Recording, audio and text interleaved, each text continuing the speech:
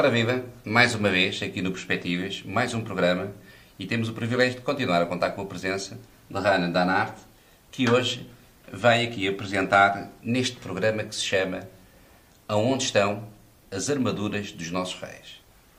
É bom não esquecer, Portugal, se recuarmos até ao Conde de Vimar a Peste, tem 9 séculos de história, para não ir mais para trás. E nesses 9 séculos de história, muitos dos nossos monarcas, muitos dos cavaleiros que construíram este reino, este país, usavam apetrechos que conhecemos por armaduras. Onde é que elas param? Onde é que elas estão? Como é que elas se faziam? Como é que elas se usavam? Rana, temos respostas para isto tudo?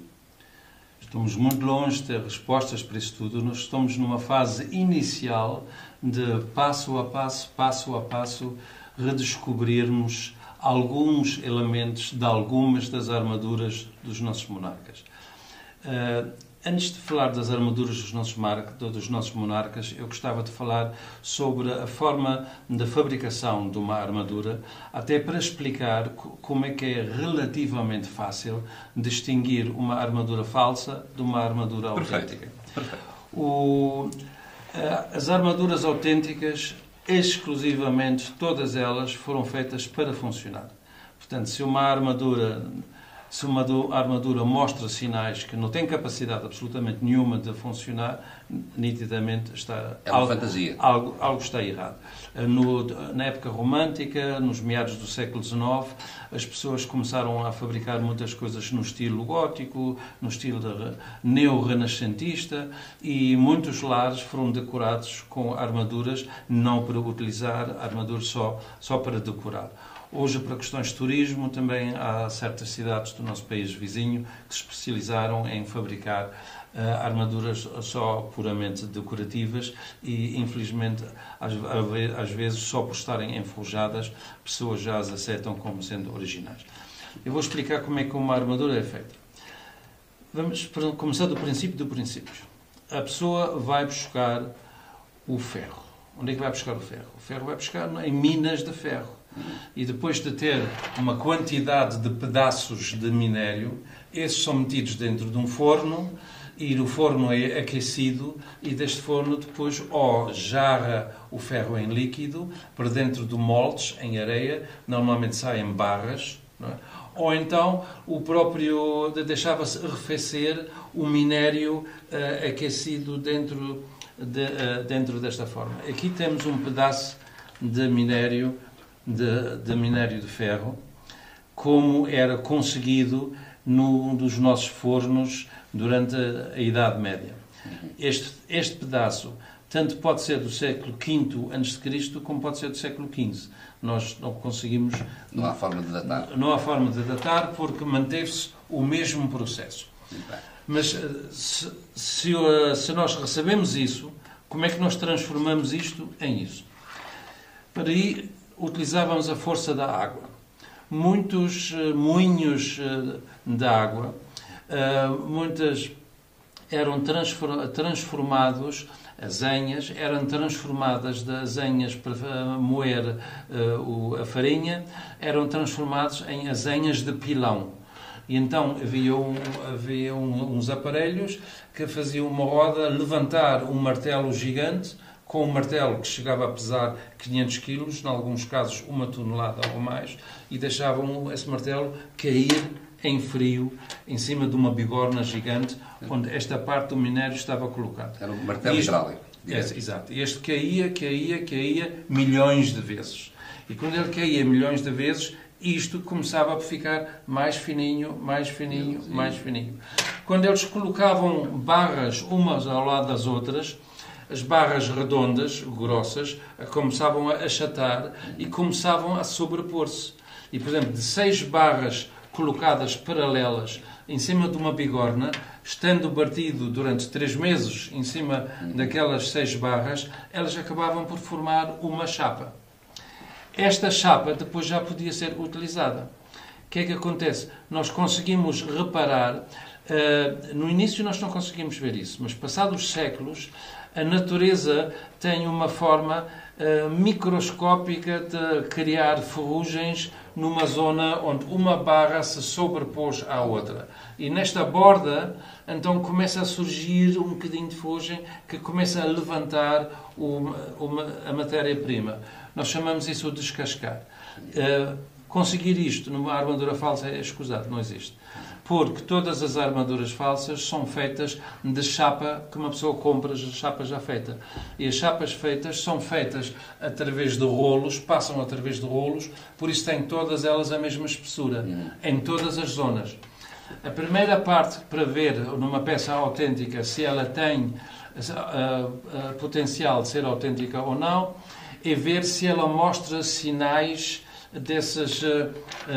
desse descascar. Por exemplo, se pegamos neste capacete, aqui na câmara vai ser difícil de mostrar, mas nós aqui temos precisamente... Eu testemunho. Sim, mas eu posso mostrar a fotografia. Aqui temos estes sinais, aqui é o descascar da própria matéria-prima, que nunca acontece numa chapa de ferro que saiu à máquina à pressão da mesma espessura. Nesta fotografia aqui já se vê melhor. Isto é um joelho de uma armadura. Nós conseguimos ver esta parte aqui assim, nitidamente é uma desse descascar. Esta ferida do descascar que está aqui é quase idêntica à ferida que eu mostrei aqui neste capacete.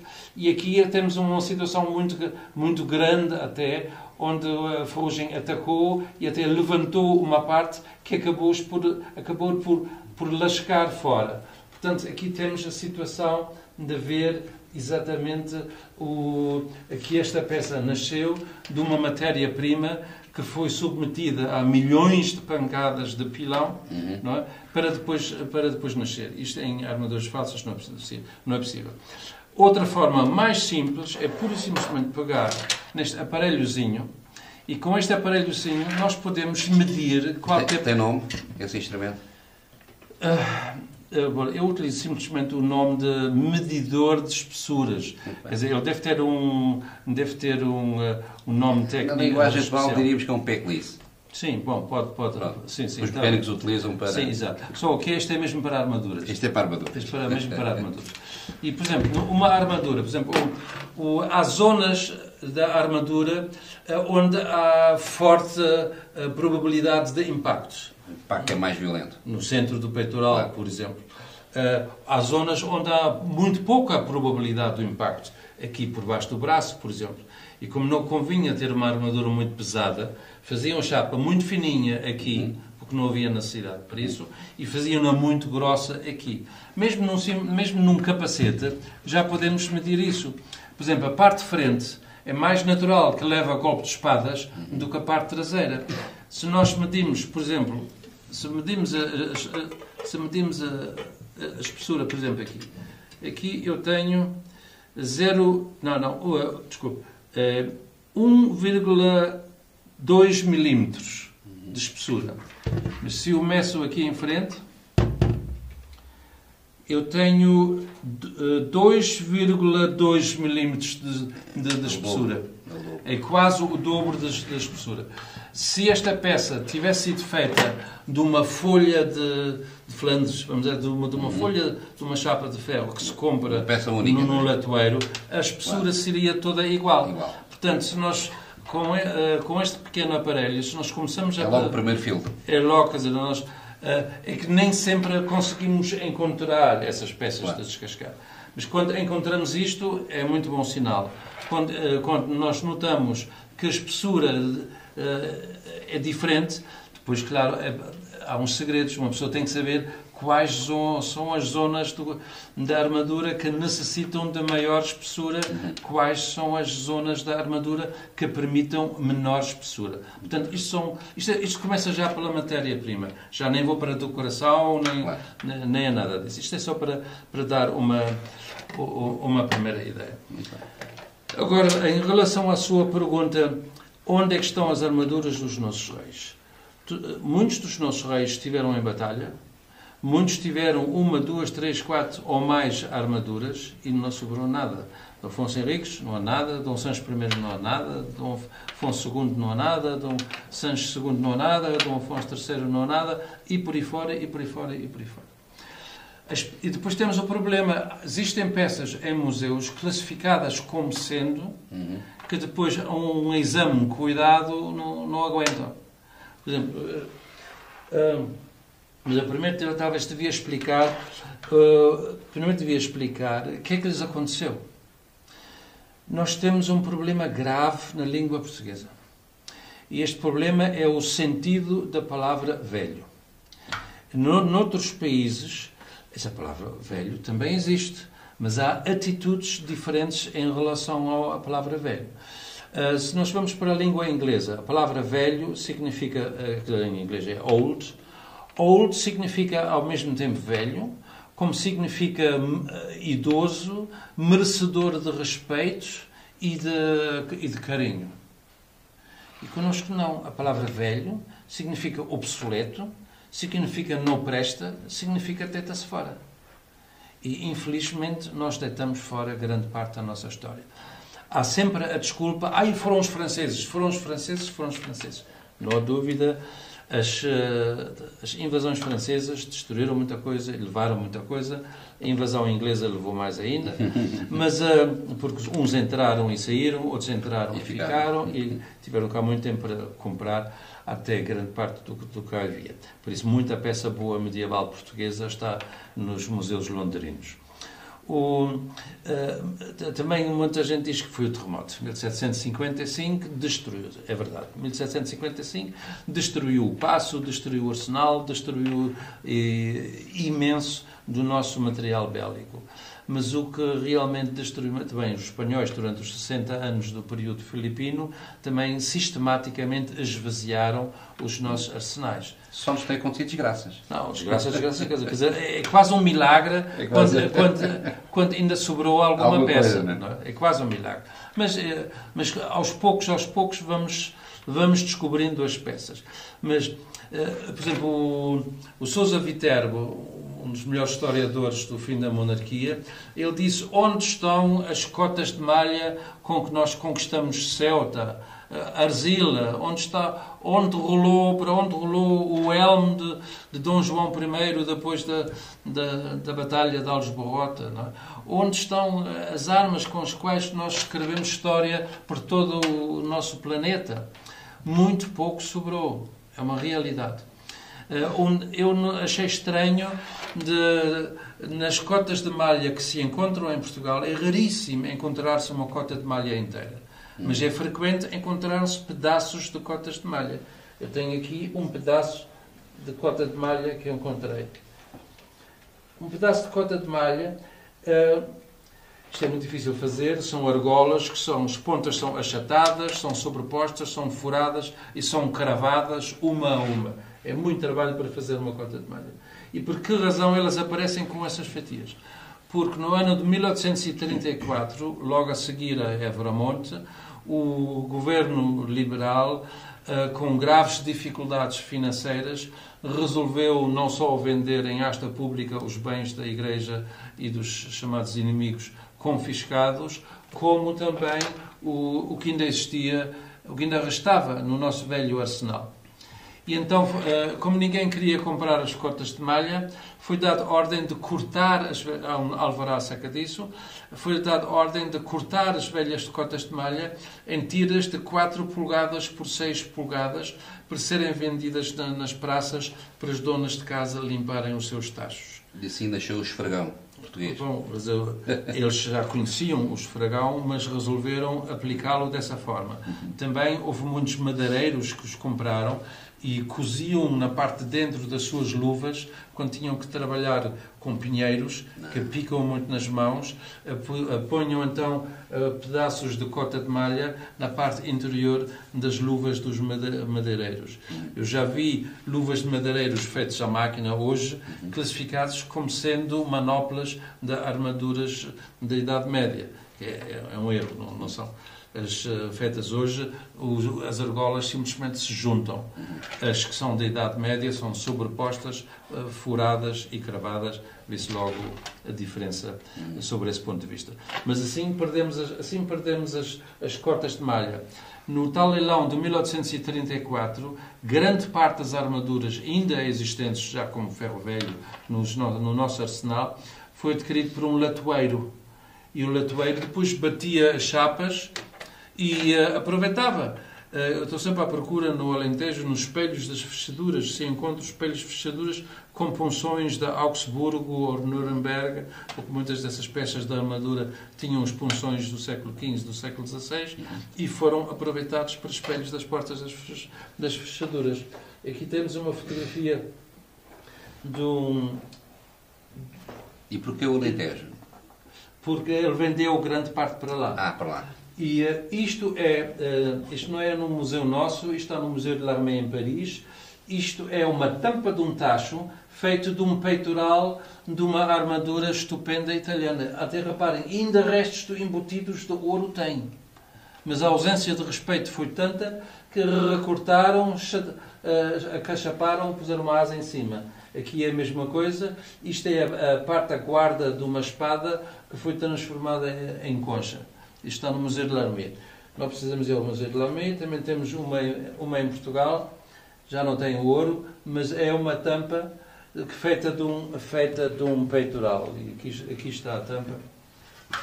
Portanto, podem ver esta fotografia tirada desta.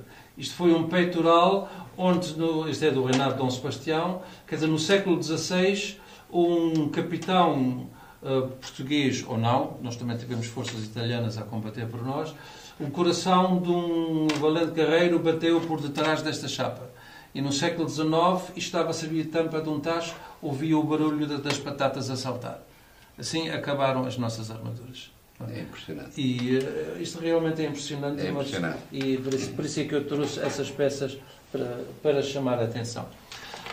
Agora, vendo nos diferentes museus que nós temos, vendo o que existe classificado como sendo, temos a triste necessidade de chamar a atenção que há peças veneradas desde longa data e que merecem muito respeito. As instituições também merecem muito respeito, mas não têm culpa na cartória. Simplesmente as classificações estão erradas. Por exemplo, nós temos cerca de 20 edições diferentes de um catálogo de um museu de armas antigas em Portugal que em cerca de 18 ou 19 das edições mostra esta gravura. E mostra essa gravura com essa inscrição. Capacete do século XV, que pertenceu ao rei Dom João I. E depois o outro, capacete do século XV, que pertenceu ao rei Dom João II, que o trazia na Batalha de Touro, quando era ainda príncipe. Essas duas peças são peças autênticas, só nem o Dom João I, nem Dom João II as viram. Mas são peças boas, que merecem estar expostas, e que têm muito interesse histórico para Portugal. O que está errado é apenas a classificação. Isto é o chamado elmo de Dom João I. Trata-se de um elmo autêntico. O elmo é datável cerca de 1500. Com sorte é 1495. Com um bocadinho menos sorte é 1510, 1515. Nós não podemos ser tão exatos nesse período, mas em cerca de 20 anos conseguimos classificar uma peça de armadura, porque geração a geração há mudanças na própria moda. Isto é chamado elmo de boca de sapo. Isto era utilizado exclusivamente para torneios, quer dizer, não entrava em guerra nenhuma, mas é para torneio. E sendo do início do século XVI, data do reinado de Dom Manuel I e não do reinado de Dom João I, o que é muito anterior. Este elmo também de certa forma é autêntico, está no mesmo museu. Também de torneios, não é? Não, isto é outra coisa. Este é classificado como sendo de Dom João II e da Batalha de Touro. Aqui havia umas tiras de ferro aqui por baixo. e aqui nós vemos uns buraquinhos aqui, esses buraquinhos aqui seguravam uma grande crista com um símbolo, ou de um cisne, ou de um dragão, quer dizer, conforme o símbolo heráldico que se quisesse pôr. Isto é um elmo funerário que é feito de propósito só para estar em cima do túmulo de alguém. Normalmente incluído no próprio brasão. Quer dizer, tinha um brasão todo esculpido, o elmo em cima, com a crista, o chamado timbre, em cima do elmo. Por em cima da pessoa, a cabeça tem que entrar por aqui. A cabeça que cabe aqui é este tamanho. Nem um bebê recém-nascido cabe lá dentro. Não há hipótese absolutamente nenhuma. Isto é um elmo funerário onde, de propósito, fizeram a entrada tão pequeno, que não fizesse sentido de ser roubado. Porque, nessa altura, os roubos aconteciam, mas para utilizar as peças. Claro. Mas uma peça com este diâmetro não faz sentido roubar, porque só tem um valor de metal. Não, claro. Como elmo não valia nada. Chama-se um elmo funerário.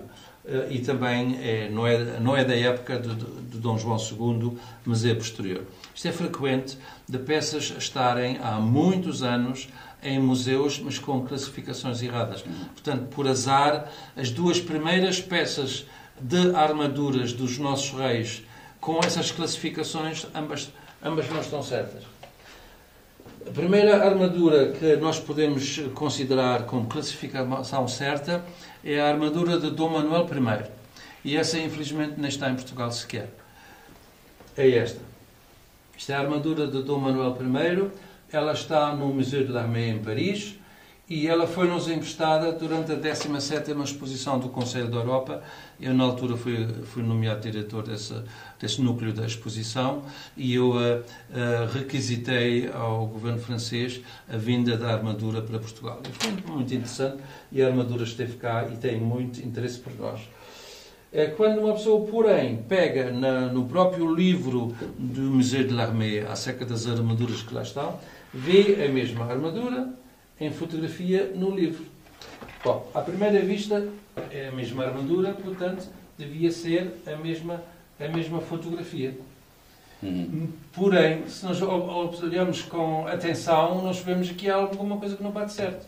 O que é que não bate certo? Este peitoral tem uma grande peça redonda no centro, toda trabalhada, e este tem aqui uma grande cruz. Esta peça no centro trabalhada, as armaduras islâmicas tinham isto. E esta grande cruz aqui em cima, claro, não condiz com isto. Então, como é que é possível? A armadura está no Museu de l'Armée, em Paris, é de Dom Manuel I, classificado como tal. Aqui aparece com peitoral com esta chapa redonda, aqui aparece com essa cruz. Porquê? Porque a armadura não tinha só dois peitos. Não tinha só um peito, tinha dois peitorais, diversos pares de braços, tinha muitas peças sobressalentes. E eles, no Museu de l'Armée, em Paris, têm diversas. Portanto, tanto a podem montar assim, como a podem montar dessa maneira. Quando esteve cá o Reverso, o diretor do Departamento das Armas Antigas do Museu de l'Armée, até tivemos uma discussão bastante interessante acerca das pernas da armadura. A armadura é classificada a um senhor Silva. O nome Silva é muito português, mas eles consideram este Silva como sendo um fabricante de Milão, e não me vou debruçar agora se ele era de origem portuguesa ou se não era, porque é preciso mais provas para poder afirmar isso. Vamos simplesmente assumir que o senhor chamava Silva e era fabricante da armadura do nosso rei Dom Manuel I. O que é que lhe acontece? Na decoração desta perna aqui está a assinatura. E está um motivo que nos classifica imediatamente para o Dom Manuel. Está a esfera armilar, um símbolo caracteristicamente nosso, e está aqui a assinatura. Mas a assinatura está em anagrama. E o Dr. Reverso ficou muito aflito quando eu li o anagrama, porque eu não conhecia as regras de assinaturas por anagramas em Portugal no século XVI ou no século XVII. As regras eram as mesmas. E há outras armaduras do mesmo fabricante que dizem mesmo o nome Silva, S-I-L-V-A. Aqui o que é que ele fez? Ele pôs o nome Silva e pôs a data. E quando há uma letra ou um número que são iguais, uma anula o outro. É um dos segredos do anagrama. Então, o S só viu uma vez, por isso está cá o S. O I, em anagramas, I, J ou o número 1 são idênticos. Então, o que é que ele fez? Com o I e o número 1 anulou os dois. Portanto, desaparece.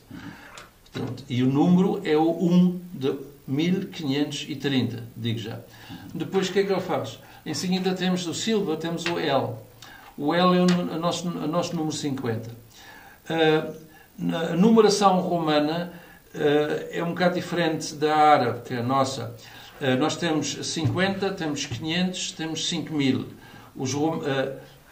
O número 5 é igual em todos eles. É só a questão dos zeros. Como os zeros anulam-se uns aos outros, não ligamos a isso. E por isso, tanto o V do 5, como o L de 50, como o D de 500, em anagramas, podem substituir a letra L, que foi o que aconteceu. E por isso, o que é que nos sobra? Sobra-nos o L, sobra-nos o S, o 3 de 1530, o 0 de 30 e depois as duas letras V, A, Silva e o V e o A juntaram-nas. Isso é muito vulgar no século XVI. Agora, o diretor do Departamento de Armas Antigas do Museu de Lamé ficou muito aflito, porque ele classificou a armadura, e bem, entre 1510 e 1520.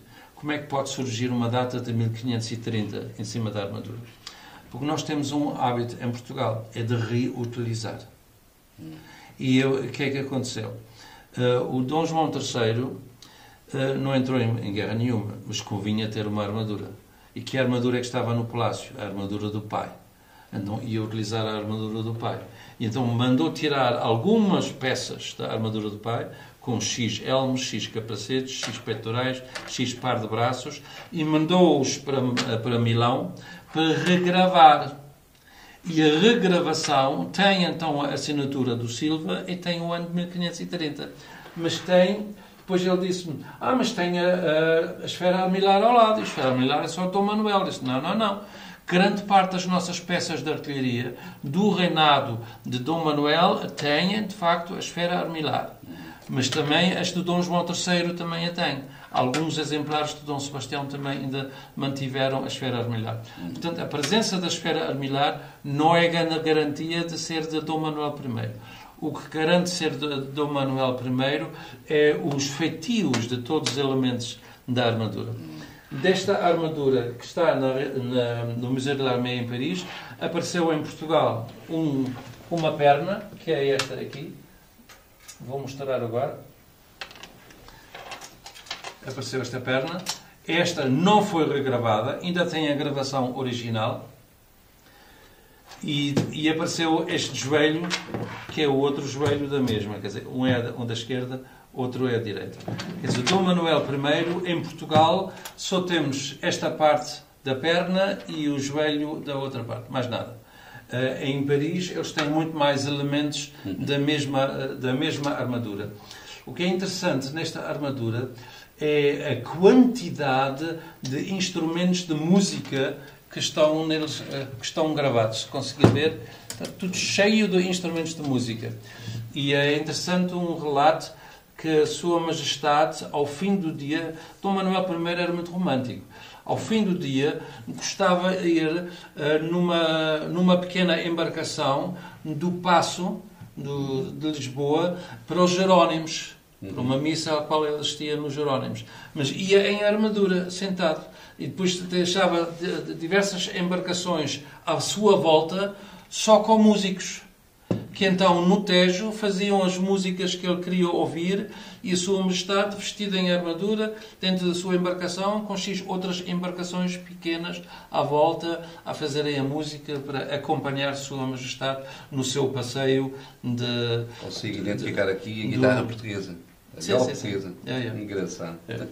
É interessante. E, por exemplo, nos elementos que depois foram para Milão para serem gravados, todos esses elementos de música foram apagados e gravaram por cima tudo cenas religiosas. Dom João III nós também chamamos o Pio. Não é? Então tem aqui cenas da vida de São João Batista, aqui ele infelizmente aqui decapitado. São acho que acontecem. Mas, portanto, Dom Manuel I, aleluia, já temos qualquer coisa em Portugal e há outros elementos que também já são do nosso conhecimento. Isto é a perna, esta perna que está aqui assim.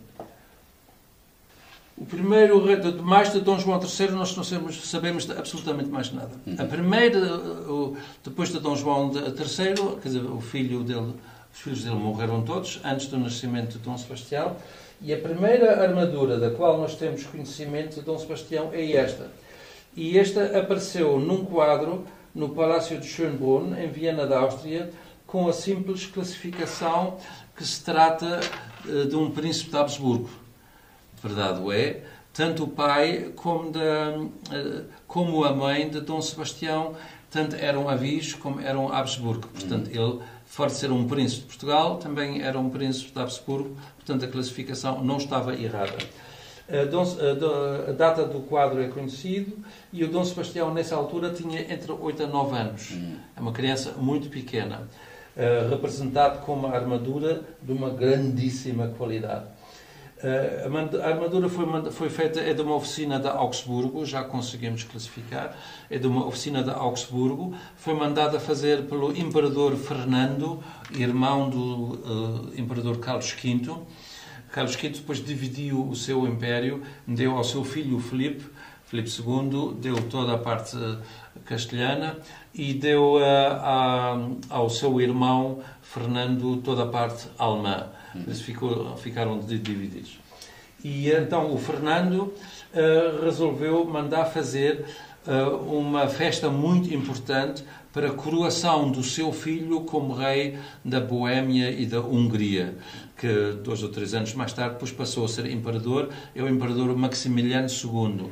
Esse imperador Maximiliano II foi o único caso onde um Estado abriu bancarrota por excesso de despesas na aquisição de armaduras para a Casa Imperial.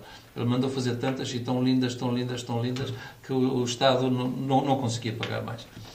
E a armadura de Dom Sebastião, que foi mandada para cá, com o pedido de Dom Sebastião se deslocar à Viena da Áustria para fazer parte da grande parada da Casa de Habsburgo. Eles queriam que todos os soberanos da Casa de Habsburgo, nessa altura Dom Sebastião já era rei, porque Dom João III, seu avô, já tinha falecido, que fosse então um rei menino no meio deste grupo todo. Ele não foi.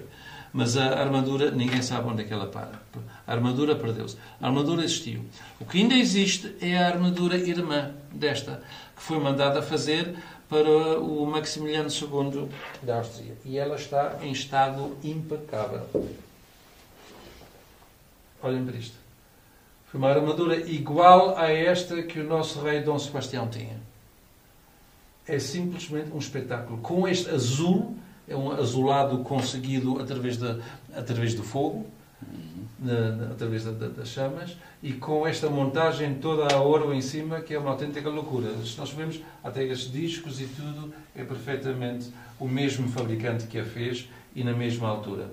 Portanto, se algum dia conseguirmos reencontrar esta armadura, seria festa para toda a nação. Não é? A nação germânica, hoje um bocado dividida, mas seja como for, eles lá no museu ainda mantêm esta armadura do futuro imperador Maximiliano II, mas essa armadura foi feita 2 anos antes, quando ele subiu ao trono como rei da Hungria e da Boémia. Como é que desaparecem armaduras dessas? Tinha tanto ouro que alguém gostou do ouro. Quer dizer, ou por razões do Estado arrancaram tudo isto e o resto depois foi derretido, ou alguém a fez ganhar pernas e a armadura desapareceu. Por que razão nós temos tantos quadros do Dom Sebastião com armaduras? É a única personagem da história de Portugal que é muito documentado em relação às suas armaduras. porque sua mãe teve que deixar cá a criança com poucos meses de idade. Dom Sebastião nasceu em 1554, a princesa Joana de Portugal, ainda no mesmo ano, sai de Portugal e vai para a Espanha. No outro dia, num programa, mostrei uma carta linda, iluminada e assinada por ela, poucos meses depois, em 1555, onde ela assumiu a regência de Espanha em ausência do seu pai, Carlos V.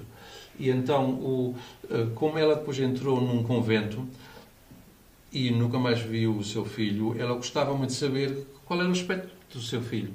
Então, mais ou menos ano sim, ano não, aproximadamente, mandava um bom pintor de Madrid ou de Castela de vir para Portugal e pintar o seu filho. E, por exemplo, este quadro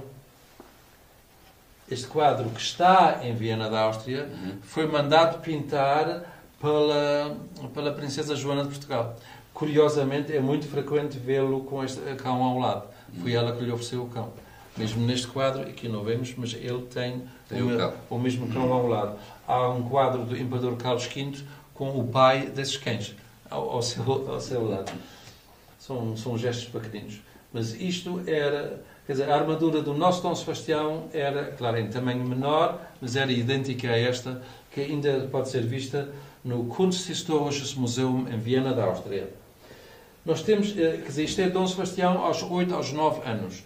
Quando Dom Sebastião foi investido como rei de Portugal, foi investido como mestre da Ordem de Cristo, foi investido como mestre da Ordem de Avis e foi investido como mestre da Ordem de Santiago.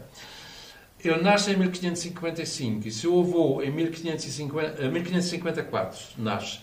Um ano depois, em 1555, seu avô viu o perigo da força das ordens religiosas militares se juntarem contra o monarca, ou o monarca bebê é sempre um perigo de alguém se meter no meio. E então ele estipulou, de agora adiante, o lugar de mestre da Ordem de Cristo, da Ordem de Avis e de Santiago é sempre exclusivamente do monarca de Portugal. Por isso, a partir do nosso rei Dom Sebastião, todos os nossos reis eram, ao mesmo tempo, grão-mestres das ordens religiosas militares portuguesas. E, curiosamente, nós hoje estamos numa situação de monarquia parada, substituída momentaneamente por uma república, mas o nosso Presidente da República ocupa o lugar de mestre das 3 ordens religiosas militares, que agora são só ordens honoríficas, mas é o Presidente da República que tem a chamada a Banda das 3 ordens. Portanto, mantém-se. E para o Dom Sebastião ser investido como mestre da Ordem de Avis, é só uma questão de um dia, mandaram fazer uma outra armadura para ele, que ainda existe, que é esta, uma armadura, claro, muito simples, porque é feita exclusivamente só para uso interno. Ela tem aqui gravado um grande, no meio do peitoral, tem gravado em grandes dimensões a Ordem de Avis. Até por isso, durante muito tempo, a armadura esteve no Museu Americano. Durante muito tempo pensava-se que era de Henrique II de França, porque as terminais dos braços da Ordem de Avis terminam em flor de lis, então pensavam que isto talvez seria francês. Não tem nada a ver com França. A nossa cruz de Avis tem as 4 flores de lis e esta é a nossa cruz de Avis. Aqui até curiosamente sobreposta com as letras IHS. Jesu Homini Salvator dos jesuítas. Nessa altura, Dom Sebastião ainda estava debaixo da orientação dos seus professores jesuítas. Depois temos uma sorte muito grande. Aqui temos a árvore genealógica de Dom Manuel I. Portanto, Dom Manuel I são os primeiros elementos de armaduras que nós temos. Depois aqui são os seus filhos, mas infelizmente perderam-se. Agora, o de Dom João, aqui temos o seguimento, o príncipe Dom João, e depois temos aqui o Dom Sebastião, como monarca. Este nunca foi monarca, este foi monarca. Agora, o casamento de Dona Beatriz, filha de Dom Manuel, com o Duque de Saboia, deu depois o Emanuel Filibert, filho dos dois, com direitos até à coroa de Portugal. E a nossa Dona Beatriz pediu ao seu filho, quando ele já não precisasse das suas armaduras, que as oferecesse ao seu primo, embora afastado, mas era primo, Dom Sebastião. Porque havia uma grande diferença. O Emanuel Filibert de Saboia tinha mais 26 anos do que o nosso Dom Sebastião. E o corpo vai alargando, a armadura não alarga, ele tinha que mandar fazer novas armaduras. E mais novas armaduras. E conforme ele já não cabia nas armaduras, ele mandava as armaduras. Um Duque de Saboia é como um monarca da Itália. Ele não vende uma armadura. Quer dizer, ou guarda ou oferece. Então, nessa altura, fez o bonito e ofereceu ao nosso Dom Sebastião. Foi a única personagem a quem ele ofereceu as suas armaduras. E assim, aqui temos o Emanuel Filibert no Schloss Ambras, em Tirol, com uma armadura. E esta é a tal... esta é a primeira armadura de Milão, do Duque de Saboia. Desta primeira armadura de Milão, temos diversos elementos em Portugal. Isto é um braço de uma arma da primeira armadura de Saboia. Este braço está num museu cá em Portugal. E trata-se um resto da primeira armadura oferecida pelo Duque de Saboia ao nosso Dom Sebastião. Isto é uma ombreira da mesma armadura, mas em muito mau estado. Foi vendida no tal leilão de 1834, da primeira entrega das armaduras milanesas ao Dom Sebastião. Isto é a parte de frente, metade da parte de frente da cela, da defesa da cela, da mesma armadura, da primeira entrega da armadura do Duque de Saboia ao nosso Dom Sebastião. E aqui temos a ombreira desta mesma armadura. Esta está em estado magnífico, é a nossa sorte, sobreviveu. Portanto, a armadura foi mandada fazer em Milão pelo Duque de Saboia e quando ele já não coube nela... Os principais fabricantes eram de Milão. Bom, havia diversos centros de fabricação. A Milão era um dos principais. Depois havia outro, Landshut, na Áustria, havia Innsbruck, havia Augsburg, havia Nuremberg, e depois havia Greenwich, na Inglaterra. Houve diversos grandes centros de fabricação de armaduras, conforme as épocas. Não? Mas Milão, eu acho que ultrapassa os outros. É o Rolls-Royce das armaduras. É o Rolls-Royce das armaduras, é. Esse ainda tem restos de ouro, e isto é a ombreira da primeira armadura que Dom Sebastião recebeu do Duque de Saboia. O Duque de Saboia com sua segunda armadura. E desta armadura ainda há muitos elementos. Há elementos em Turim, há elementos na Real Armaria em Madrid, há elementos no Museu de la Main em Paris e há uma série de elementos que nós conseguimos recuperar. Como é que nós conseguimos ver a diferença entre a primeira armadura e a segunda armadura? Havia muitos fabricantes a fabricar os braços, os peitorais, as pernas, os elmos, os capacetes. Havia, por exemplo, este aqui, a segunda armadura é esta. Isto, como ele nos apresenta agora, é para receber pessoas na corte, não é para ir para a guerra. Nem sequer as pernas tem, nem sequer tem um elmo posto. Se ele andava a cavalo pela cidade fora, usava o capacete, que é este. Este pertence a este conjunto. Não é? Mas existem também outros capacetes que pertenciam ao mesmo conjunto. Havia para o verão, havia para o inverno, havia para parada, havia para cortejos festivos, e havia para torneio e havia para combate a sério. E o nosso Dom Sebastião levou isso ao extremos, porque foi mesmo para o combate a sério. E é interessante, nós vemos a diferença, até nós conseguimos classificar se ela de qual dos conjuntos é, mas é da mesma armadura. O nome técnico chama-se garniture. Esse nome é utilizado nas diferentes línguas. Uma garniture, por exemplo, esta podia ter 6 elmos, 6 capacetes, 6 peitorais, 6 pares de braços, 6 pares de pernas. O máximo que nós conhecemos é uma armadura do seu avô, Carlos V. Grande parte dela ainda existe na Real Almaria em Madrid. Esta armadura é uma armadura, mas é uma garnitura, está montada ao todo em 9 bonecos diferentes, dos quais acho que são 4 a cavalo e 5 a pé. São tudo elementos diferentes da mesma armadura que se montaram e que encheram isso tudo. Muito bem. E como é que nós reconhecemos? Quem faz uma armadura faz um fato em ferro. Um costureiro que faz uma armadura, um costureiro que hoje faz um fato para uma rainha que seja, não pode fazer, sobre pretexto nenhum, um fato igual para outra senhora. Modelos exclusivos. Exclusivo. Portanto, havia um pattern, havia um desenho exclusivo só para a Casa de Saboia. Havia um desenho exclusivo só para a Casa de Madrid. Era por casas. Havia um desenho exclusivo só para a Casa Imperial Alemã. E se nós encontramos um elmo, um braço, um joelho, nós conseguimos perfeitamente identificar a qual armadura pertence. Porque a maioria das vezes os monarcas são representados em quadros com as suas armaduras e nós sabemos então esta pertence a esta pertence àquela.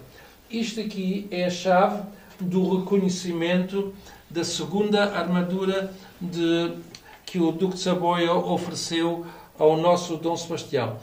A diferença, por exemplo, daquela ombreira para esta chave é só, aqui já aparece o chamado nó celta. Tal qual este desenho é da Casa de Saboia. Se não tem o nó celta, é da primeira armadura que o Duque de Saboia teve, que a partir de 1560 até cerca de 1568, aproximadamente, foram feitas as peças sem isto. A partir de 1565 começaram a fazer já com este desenho e só até 1578. E a partir de 1580 o Duque de Saboia morre, vem o seu filho, Carlos, o novo Duque de Saboia, que utiliza a mesma chave, mas acrescenta em cima um medalhão.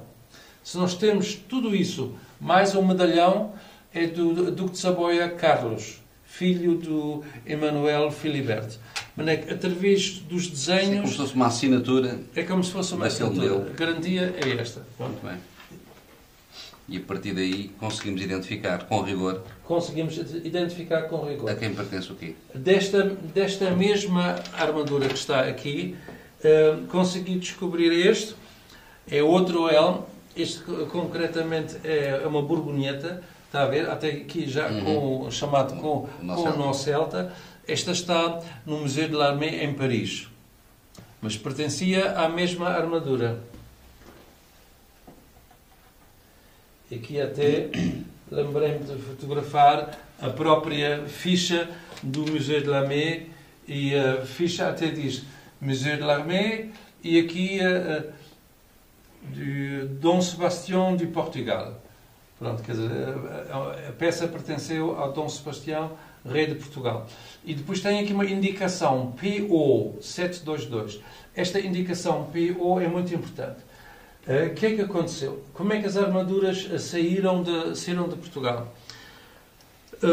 Dom Sebastião desaparece em 1578, depois há muita história, depois vem o cardeal Dom Henrique, 1 ano e meio, e depois vieram os governadores do reino, e depois disso veio o Dom António Prior do Crato, e depois disso veio o Duque de Alba e conseguiu conquistar Lisboa através da sua vitória na Batalha de Alcântara e toma Portugal em nome do rei Filipe II de Espanha.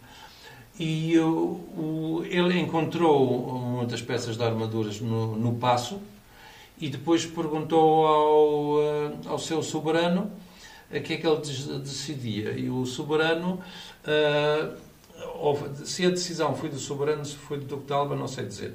Mas o resultado foi a melhor das armaduras que estava no paço, não é esta, a melhor das armaduras de Dom Sebastião, que estava no paço, foi mandado para a corte em Espanha, para o Filipe II de Espanha.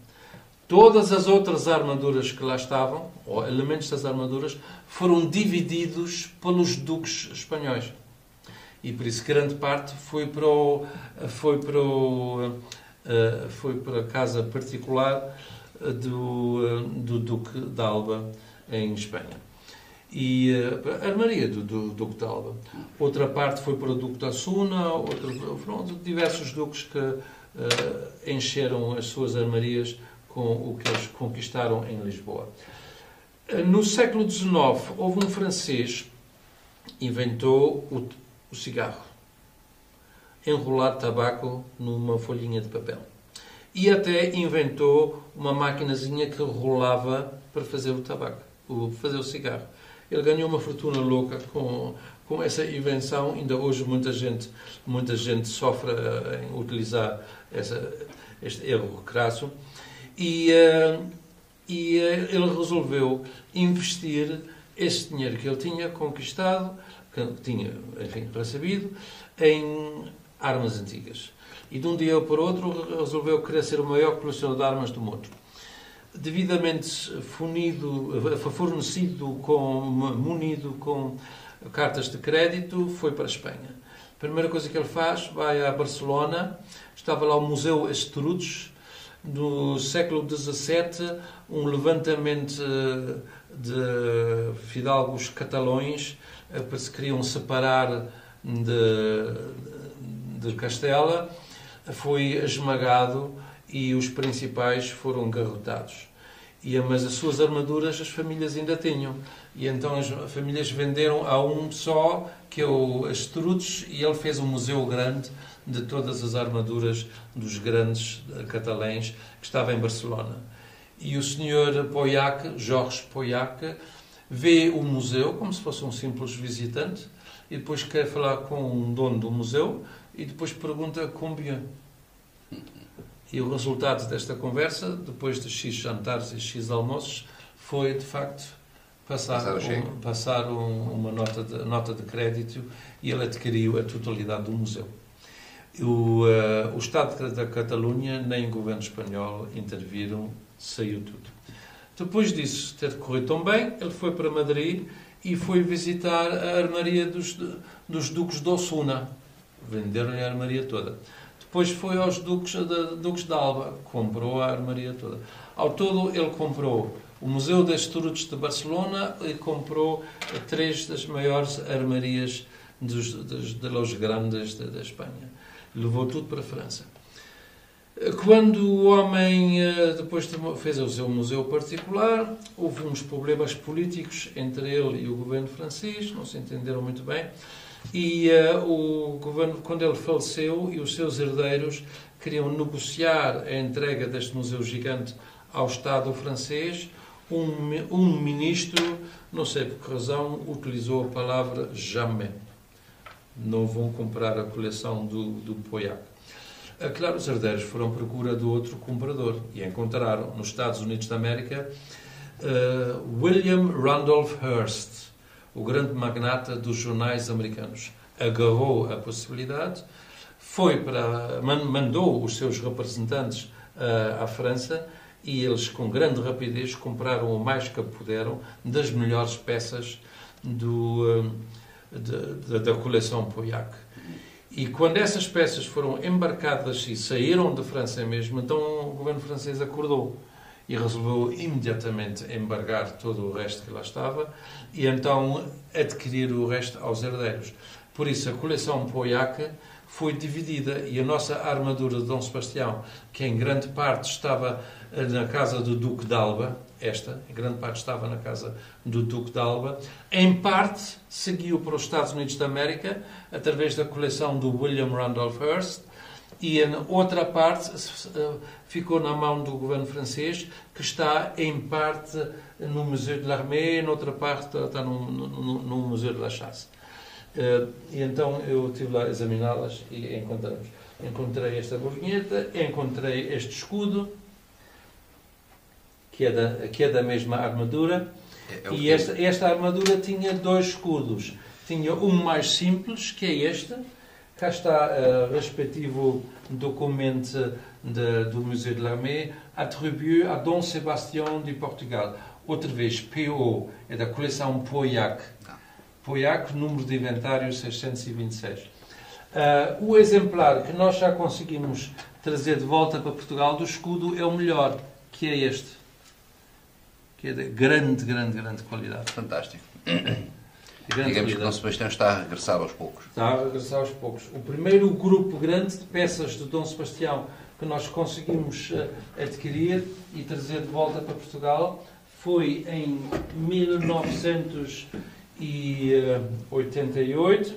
Isto é a respectiva ficha do escudo que está no Museu de l'Armée. E o primeiro grupo que conseguimos trazer de volta para Portugal e que nos deu grande alegria, vou mostrá-los, eram todos que estavam na coleção do William Randolph Hearst. Foram essas. E até foi emocionante, quando elas cá chegaram, as Forças Armadas prestaram homenagem, elas estiveram expostas durante um ano e meio, no Museu da Marinha, em Lisboa. Depois estiveram expostas durante 6 a 7 anos na Cordelaria Real em Alter do Chão. E, por exemplo, esta peça é esta que está aqui, este capacete, não é? O escudo que está aqui é este que está aqui, o peitoral está ali, é este, as manoplas estão em sua frente. O peitoral, que é bastante pesado. Sim, este já é de combate a sério. E isto é uma ombreira, que é uma peça magnífica, tudo esculpido, de uma peça só, mas com um trabalho de gravação lindo, que e de facto consegue-se identificar, até eu que sou um ignorante nestas matérias, mas consegue identificar a assinatura os é idêntica, é igualzinha. É igualzinha. Portanto, faz parte do mesmo conjunto. Em todas as peças é igual. E estas são as mãos que a gente vê ali em embaixo. São as manoplas. Manoplas ou não? E este aqui é o que veio a seguir, é o Carlos de Saboia. E o Carlos de Saboia primeiro utilizou a armadura do pai, mas depois mandou fazer nova para ele e mandou acrescentar mais um elemento, que é um medalhão. E essa questão do medalhão é interessante, pois, porque em Turim ainda guardam elementos desta armadura e tem uma completa montada em cima do cavalo. Só faltavam-lhes as manoplas. E então puseram manoplas do filho e não do pai. Faltava-lhes o escudo. Só sabemos de 2 escudos. Este que está aqui em Portugal agora e outro que está em Paris. E eles, para o cavalo, precisavam do escudo. Então puseram o escudo do filho, mas que não condiz, porque já tem um medalhão no desenho. Mas são muito poucas pessoas que sabem ver estes pequenos menores de diferença. Há um bocado mencionei que a melhor de todas as armaduras do nosso Dom Sebastião não foi para o Duque de Alba, foi para o Filipe II de Espanha. E esta armadura, no meu ver, Dom Sebastião nunca vestiu. Mas estava no Paço em Lisboa. É esta. Quando eu chefiei a 17ª exposição do Conselho da Europa, requisitei-a também, está na Real Maria em Madrid. Esta armadura não tem ouro nenhum, mas é um trabalho do cinzel no aço que é primoroso. É fabuloso a qualidade desta peça e está todo completo. E ela esteve cá na Torre de Belém exposta. Nessa altura aproveitei para examinar em todos os pormenores todas aquelas coisas que contam que Dom Sebastião tinha 6 dedos em cada mão, tudo asneira. Tinha 5 dedos as manoplas. Diziam que tinha um braço mais curto e outro mais comprido. tudo a geneira, é tudo em boas proporções, e armaduras dessas eram feitas como um alfaiate, quer dizer, eles tiravam as medidas todas à sua majestade e faziam para caber exatamente à sua majestade, não há dúvida nenhuma. Eu tenho todos os catálogos da Real Maria de Madrid desde que ela existe, e já no primeiro catálogo do século XVIII a armadura vem mencionada. E já no século XVIII vem mencionada com uma frase um bocado errada. Aqui, nesta fotografia, essa fotografia foi tirada no século XIX, aqui vem escrita em francês. A Maria de Madrid, muito bem. Armure complète donnée à Philippe II par le roi Emmanuel du Portugal, XVIe siècle.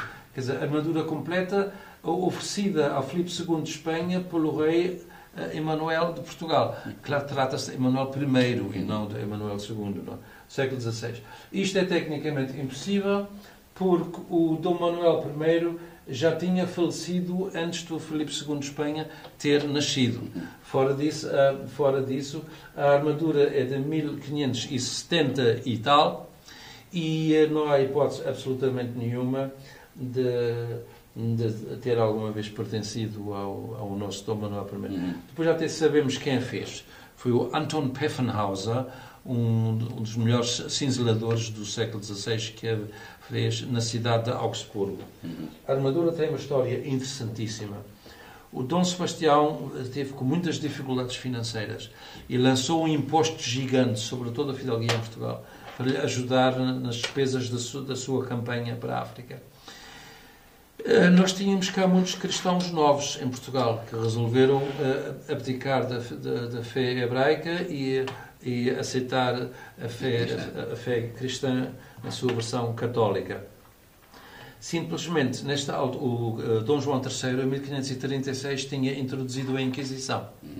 E a Inquisição estava muito atrás dos cristãos novos para ver se não ainda havia restos do seu culto inicial. E eles eram de tal maneira perseguidos, e muitos eram presos, e alguns até eram condenados a penas muito graves, inclusivamente a pena na fogueira, e muitos foram simplesmente enviados para o Brasil. Durante imenso tempo nós enviávamos para o Brasil os nossos prisioneiros religiosos, que então a comunidade dos cristãos novos de Lisboa fez um pedido ao Dom Sebastião, interessantíssimo, para Dom Sebastião intervir junto com o Papa, para o Papa conceder 10 anos de graça aos cristãos novos de Lisboa, o que significa 10 anos de não perseguição. E eles deram uma soma extremamente elevada de dinheiro para o Papa ceder isso. E o Papa cedeu.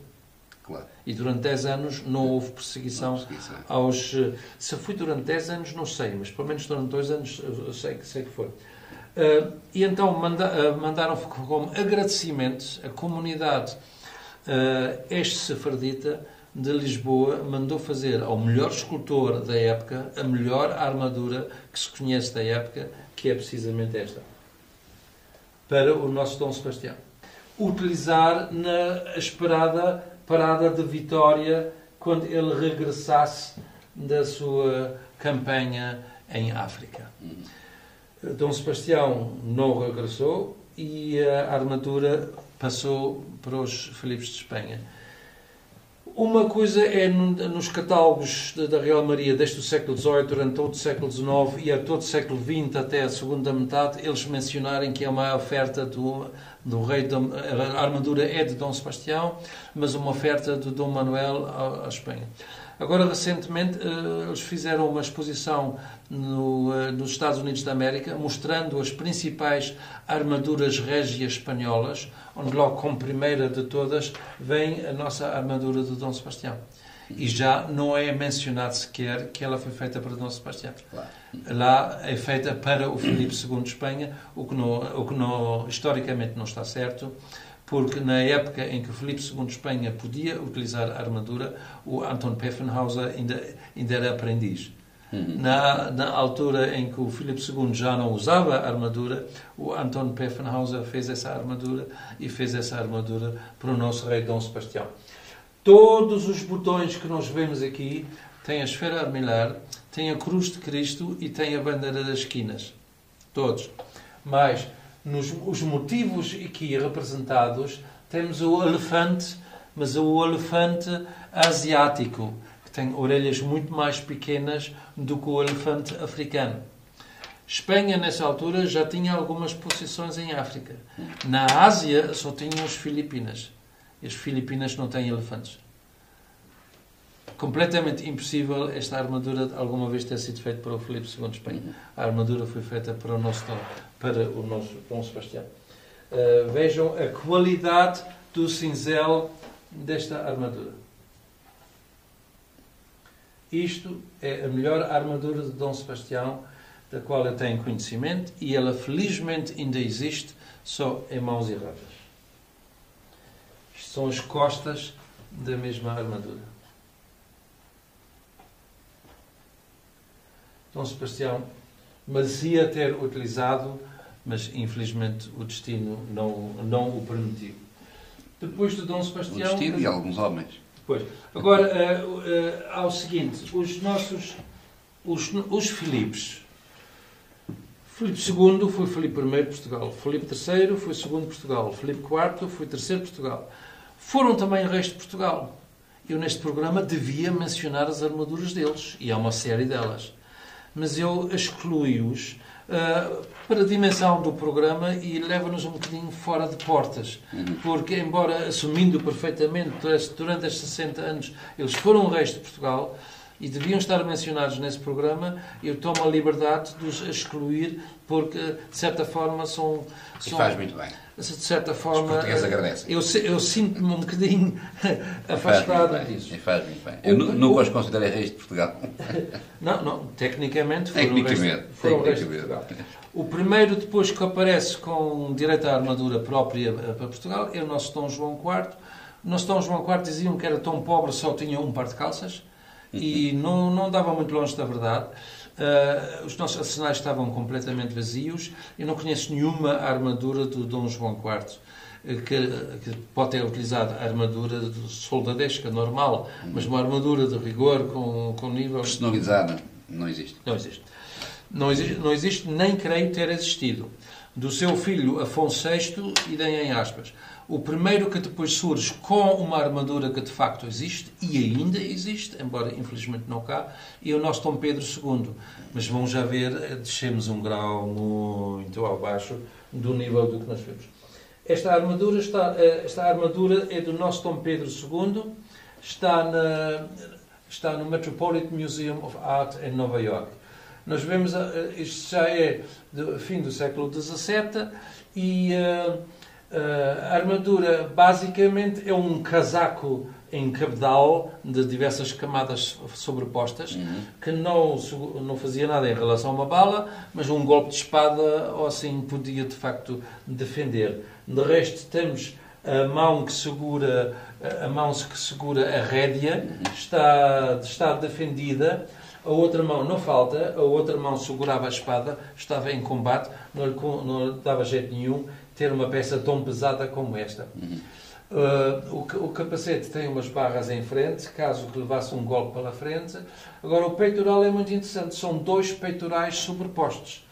Este é o peitoral de dentro, e como ele esteve de dentro e guardado, as pessoas não o abriam, guardou grande parte do seu ouro de origem. Aqui vemos a cruz de Cristo, porque era não só cavaleiro, como grão-mestre da Ordem de Cristo. O que aparecia durante os séculos todos foi isto. Isto é uma chapa sobreposta à outra. Novamente com a cruz de Cristo, mas aqui simplesmente pintada. Mesmo a parte preta foi reposta, porque estava muito enferrujado. Mas por baixo, está a ver, esta parte engancha em quê? E essas partes aqui engancham. Engancha aqui nesse espigão e engancha em dois espigões aqui embaixo, porque isto sobrepõe-se a isso. E isso era, o conjunto das duas estava à prova de bala. Se houvesse um tiro de mosquete, não conseguia atravessar isso. Isto é a armadura do Metropolitan Museum. Isto são as costas da mesma armadura, até está em tão mau estado que até perfurada está. O preto foi reposto. É um restauro legítimo. Isto é o peitoral, já só em pormenor, da armadura do nosso Dom Pedro II. Depois do nosso Dom Pedro II e estas peças que estão nos Estados Unidos da América, cá não há nada. Nós sabemos que Dom João V teve armadura. Aonde? Não sabemos. É possível que tenha desaparecido no Paço, no terremoto, que estavam nas... As armas da Casa Real Portuguesa, no Paço, estavam divididas. As armaduras estavam junto com o camareiro. Era roupa. Depois havia uma sala só de armas. Armas de defesa, armas de caça. No inventário post-mortem de Dom Pedro II, vêm mencionadas armas que estavam no Paço. Dom Pedro II deixou ao seu filho, Dom João V, cerca de 500 pistolas e cerca de 500 espingardas. 1000 armas de fogo de uso pessoal de Dom Pedro II, Afonso VI e Dom João IV. Anteriores não havia. Fora de armaduras e fora de espadas. Portanto, o Tejo engoliu imenso. Foi pena. Para termos uma ideia do aspecto geral que um peitoral, por exemplo, do reinado de Dom José tinha, agradecia que me passasse o último peitoral, se faz favor. Muito obrigado. Este peitoral não é do nosso monarca Dom José, mas o peitoral, mas é quase como se fosse. O peitoral está assinado e está datado. A data é 1775. O que é que aconteceu em Portugal em 1775? É a data da inauguração da estátua equestre do Dom José no terreiro de Paço. A estátua foi fundida por Machado de Castro, quer dizer, o escultor foi Machado de Castro, o fundidor foi Bartolomeu da Costa, no ano 1774. O monarca até deu 3 dias de festa a todo o reino, porque pela primeira vez no mundo foi conseguido fundir uma estátua de cavaleiro e cavalo num só jato. Todas as outras estátuas são compostas de diversos pedaços soldados ou caldeados uns aos outros. Quer dizer, nós estávamos tecnologicamente muito avançados sobre o resto do mundo naquela altura. E o Dom José resolveu, só para a inauguração da sua própria estátua, que ele só viu escondido atrás de uma coluna, porque não convinha que ele estivesse na inauguração da sua estátua, porque ele ainda estava vivo. Ele faleceu em 1777 e a inauguração foi 2 anos antes, mas toda a alta fidalguia portuguesa tinha que estar devidamente representada. Este peitoral tem aqui, ao centro, a Cruz de Santiago. Portanto, pertenceu a um comendador da Cruz de Santiago, que ao mesmo tempo era cavaleiro da Ordem de Cristo. Por isso temos aqui a Cruz da Ordem de Cristo. E ao mesmo tempo era cavaleiro da Ordem do Espírito Santo. Eu realmente estava a olhar para isso. Tem a Ordem do Espírito Santo como cavaleiro, tem como comendador a de Santiago e tem a Ordem de Cristo. E depois ele é facilmente identificável. Está assinado e datado aqui embaixo, 1775. Assinaturas são só iniciais, que nós não podemos dizer mais nada. Mas aqui está o brasão dele. E o brasão é Cunha Sotomayor. Este Cunha Sotomayor foi um português de grande peso. Ele comandou uma esquadra da Ordem de Malta em batalhas no Mediterrâneo. Ele foi nosso embaixador na corte francesa e foi nosso embaixador na corte alemã em Viena da Áustria. E ausentou-se até de Viena da Áustria para Portugal só para fazer parte no cortejo da estátua equestre do nosso Dom José. Como não temos nenhuma peça da armadura do Dom José, podemos mostrar um peitoral. Quer dizer, a armadura nessa altura era só o peitoral, não era mais nada.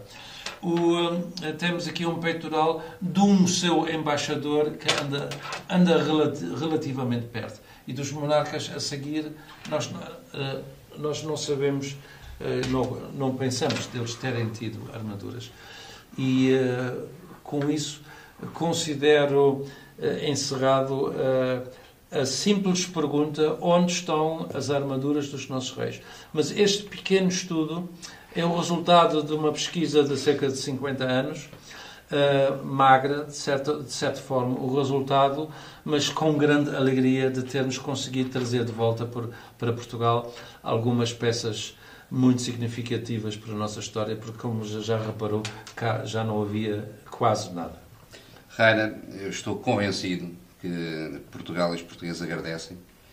Não é um trabalho tão modesto assim este, é uma coisa extraordinária conseguirmos saber o rastro de algumas armaduras e de algumas peças dos nossos reis e, enfim, as informações que nos deu sobre o avanço tecnológico que já tínhamos nessa época e da forma como se identifica ou se pode identificar uma armadura e o rigor com que aqui o Rainer consegue dizer isto pertenceu a Dom Sebastião, aquilo pertenceu a um outro rei. É uma coisa que, de facto, essa chave, essa assinatura, vai com certeza satisfazer a curiosidade de muita gente, porque também já me tinham perguntado como é que é possível identificar uma armadura.